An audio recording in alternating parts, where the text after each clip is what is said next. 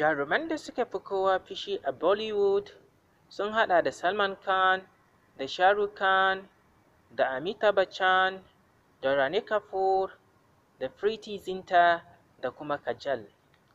Salman Khan fitaccen jarumin fina-finan ƙasar Indiya ne, na daga cikin jaruman ƙasar da ke da saurin hasala, yana da fushi kamar wuta.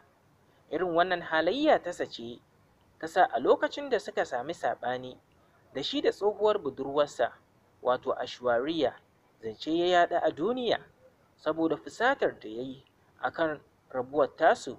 To sai dai kuma an yi ittifaƙin cewa jarumin mutum ne mai kirki da kuma tausayin marasa galihu, don a lokuta da dama yakan sadaukar da dukiyarsa wajen tallafawa marasa galihu da marasa ƙarfi.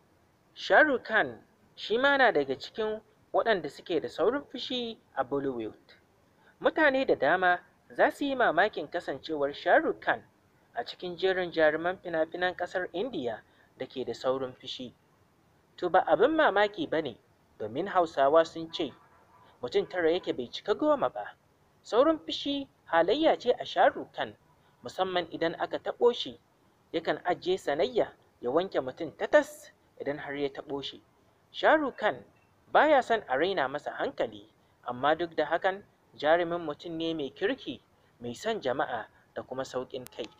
Amitabh Bachchan shi ma na jerin waɗanda suke da saurin fushi a Bollywood. Duk da kasancewarsa dattijo, Amitabh Bachchan baya ɓoye fushinsa, musamman a kafafen sada zumunta na zamani. Amitabh Bachchan baya son raini, yana so a girmama shi saboda ya san shi mutum ne mai saurin fushi, shi yasa baya sa kansa a cikin dukkan abin da ba a saka shi ba. To sai dai kuma duk da saurin fushin nasa, Amitabh Bachchan dattijon ƙwarai ne, yana kuma ba wa kowa girmansa. Rani Kapoor ita ma tana cikin jerin waɗanda suke da saurin fushi a cikin Bollywood. Ita ma dai jama'a da dama za su yi mamakin ganinta a cikin jerin jaruman ƙasar Indiya da ke da saurin fushi. Rani Kapoor mutuniyar kirki ce kuma ba ta son tashin hankali ko kaɗan. Tana da ruwan salihan mutane, to amma idan ka taɓo ta sai ta rikiɗe ta zamo kamar ba ita ba. Ko shakka babu, tana da haƙuri amma kuma ba ta ɗaukar wargi. Preity Zinta ta shiga sahun masu saurin fushi ne saboda ba ta ɗaukar wargi. Dama dai ita haƙurinta ba sosai ba, don haka ba ta ƙyale duk wanda ya shiga gonarta. Amma kuma wani abu da Preity Zinta shine tana da kirki da kuma girmama na gaba da ita. Ita ma Kajal tana cikin jerin waɗanda suke da saurin fushi a Bollywood. Ita dama can ba ta da haƙuri, tana da tsiwa da faɗa.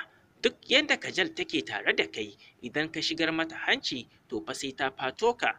Ba ta ƙyale kowa, amma kuma tana son mutane. Akwai ta da fara'a da saurin sabo.